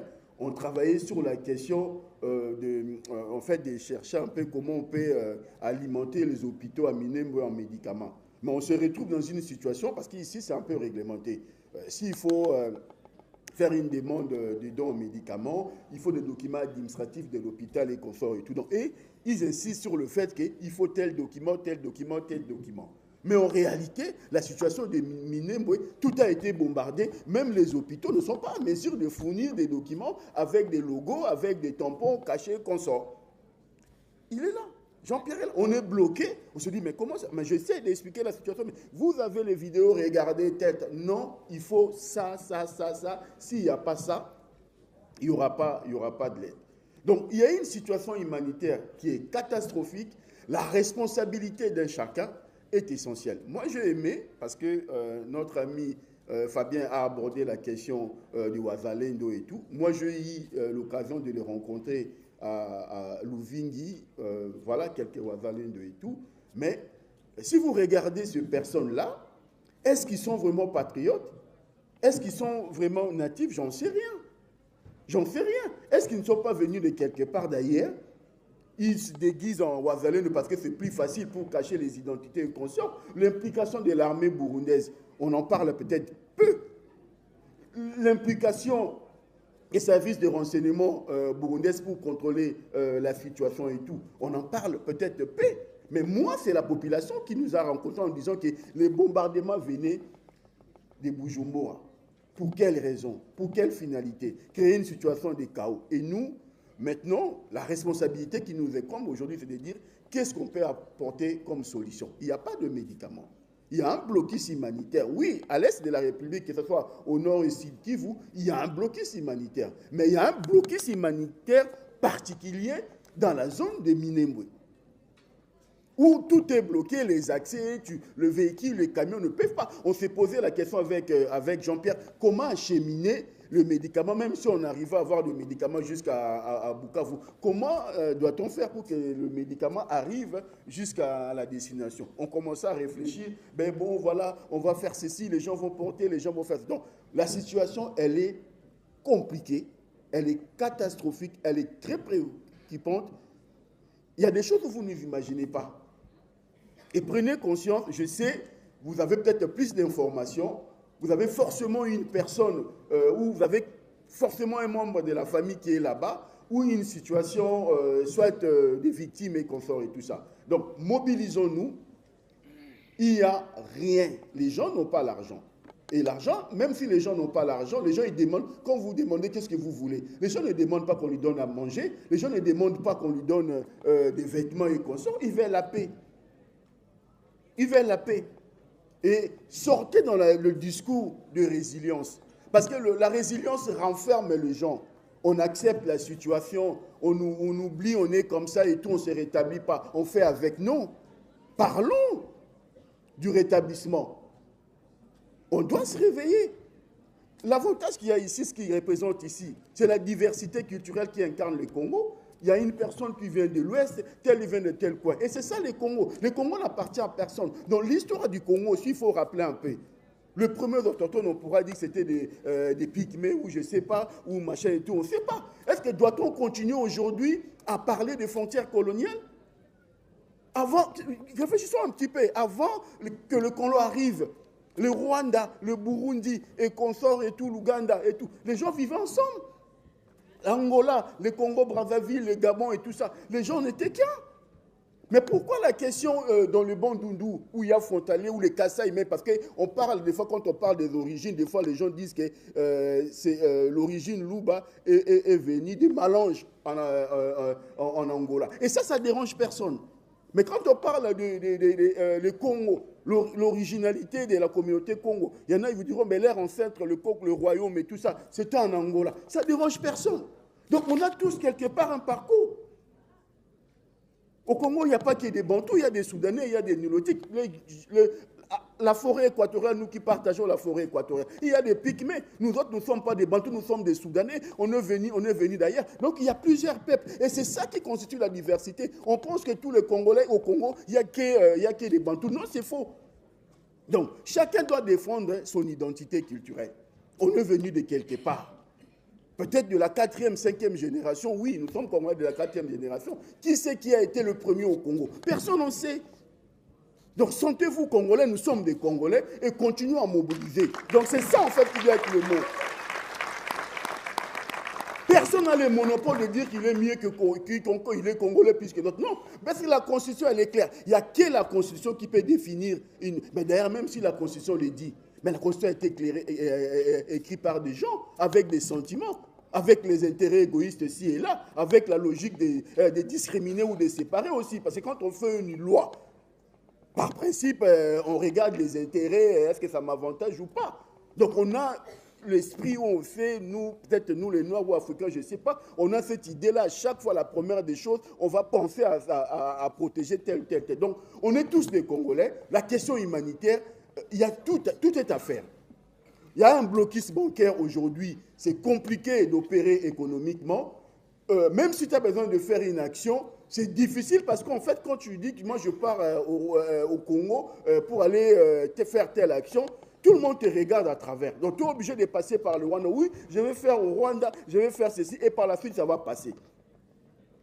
Donc quand tu dis que oui, mais ça va aller comment? Mais ça va aller, mais là-bas c'est compliqué. Mais c'est compliqué comment? Donc est-ce que vous voulez aider? Derrière cette complication, il y a des gens qui vivent. Il y a des gens qui n'ont pas accès aux soins. Il y a des fonctionnaires qui sont là, qui ne sont pas payés depuis des mois et des mois. Depuis des années. Ils vivent comment? Personne n'en sait. Alors nous avons cette responsabilité-là de la diaspora. Jouons ce rôle-là, soit de débloquer la situation sur le plan économique, parce que nous en avons la capacité. Travaillons sur des questions humanitaires, parce qu'il va de soi aussi de l'intérêt. On ne doit pas continuer des fois.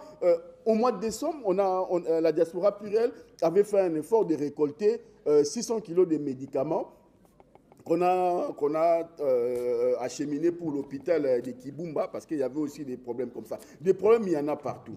Mais regardez le nombre de personnes qui sont ici présentes.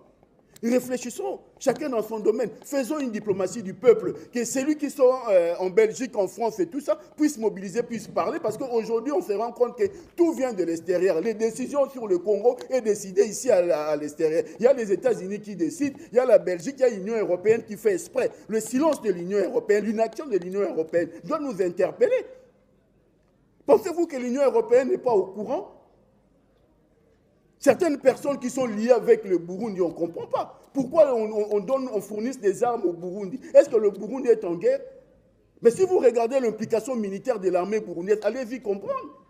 Alors, il y a une responsabilité. Donc, nous allons continuer à mobiliser. Moi, je n'ai pas voulu aller sur des chiffres, aller dans le détail. La situation, on en maîtrise parfaitement. Vous êtes là, vous avez forcément des proches qui sont là. Innocent, Jean-Pierre ont fait un travail remarquable sur l'identification. Nous sommes présents à travers nos rapports. On essaie de voir, on essaie de confronter d'autres organisations internationales. Aujourd'hui, certaines organisations internationales des droits de l'homme qui ne parlaient pas de ce qui se passe à l'Est, aujourd'hui, commencent à revoir leur copie. Pourquoi? Parce qu'on a mis la pression, et c'est grâce à la contribution de chacun des amis qui ont des réseaux aux États-Unis, tel a un réseau en Suisse, tel machin et tout. En Belgique, aujourd'hui, on a eu accès, on a fait tout ce qu'il fallait. C'est parce qu'aussi, il y a eu des coups de fil, il y a des réseaux. Donc, on ne peut qu'utiliser nos réseaux. Il n'y a pas une meilleure diplomatie de voir des gens eux-mêmes prendre la situation, le destin. Mais donc, on doit se battre contre le régime.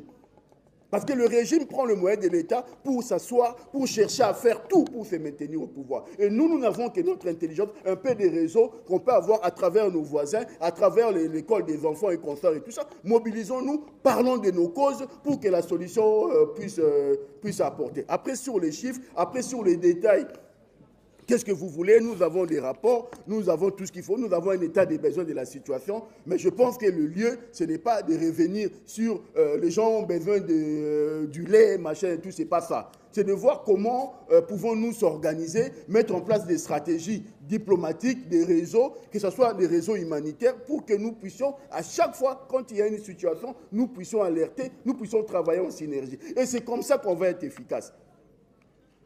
On est tous des Congolais et nous avons cette obligation-là. C'est la diversité culturelle du Congo qui fait notre force. C'est 2 millions et quelques machins et tout ça. Moi, j'arrive à Goma. Quand vous allez dans le nord Kivu, Virunga, c'est en Kinyarwanda. Nirangongo, c'est en Kinyarwanda. Ça veut dire qu'il y a eu un peuple qui a existé depuis. Il y a des éléments probants. Alors, les discours politiques et tout ça, il faut combattre ces discours politiques-là. Et il y a plusieurs moyens de faire. Et je salue la présence de Maître Meguin. Son travail aujourd'hui, c'est ça en fait. Donc, il faut qu'on répartisse le rôle. Il faut qu'il y ait chaque personne dans son domaine de compétences. Tu travailles dans le médico-social, essaye d'apporter une réponse. Tu travailles dans la finance, essaye d'apporter des réponses. Tu travailles dans tel domaine, essaye. C'est comme ça qu'on va être plus fort. On ne doit pas laisser Jean-Pierre, on ne doit pas laisser Innocent, on ne doit pas laisser le tête, on ne doit pas seulement attendre à ceux qui sont qui se battent pour qu'il y ait une solution. Non, la solution viendra de partout. Aujourd'hui, on peut être bloqué sur le plan diplomatique. Nous avons la capacité de faire parler le peuple français, le peuple belge, à travers les actions. On a fait une manifestation qui était une réussite. Les gens ont vu, les gens ont été. Donc, ça veut dire que nous avons cette capacité de faire, on y reviendra. Donc voilà, en tout cas, courage pour tout le monde. Et il y a un travail à faire. Et je pense que c'est le début du commencement du travail que nous allons faire, un travail des réseaux et une diplomatie de peuple. Merci. Voilà, je remercie collègue Chomongo, qui est président d'une organisation très active en Europe et dans la région des Grands Lacs. Donc, il fait un travail énorme humanitaire. Voilà. Pichu yavuze kubatangiye kuvuga mu munota umwe gusa ibyo yavuze uburyo yagiye gushaka aja gutekereza ku bibazo by'iwacu, yagiye kuko yabonye hari impunzi zaje mu Rwanda mu nkambi Nyarushishi zivuye Kongo, ahageze atangiye kubaza abantu bamubwira ko bahunze amabombardema yavaga mu Burundi, none biba ngombwa ko aja Kamanyola, aja na Uvira.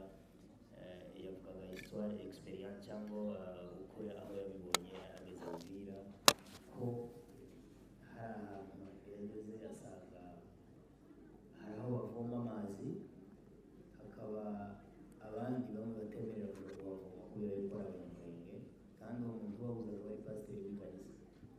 Pasiteri w'ikanisa akohereza abantu baza kurinda ahantu kugira ngo abanyamurenge baje kuvoma amazi. Urumva ni ikibazo kitoroshye.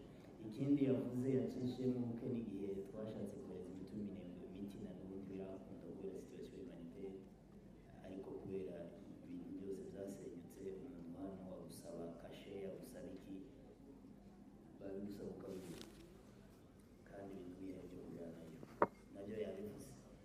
ariko yavuze ko ni akazi gakomeza ntiducike intege kuko Bernard Menge nawe yabivuze, kandi ubufatanye twese nk'abanyekongo buzatuma tugera ku ntsinzi. Murakoze cyane.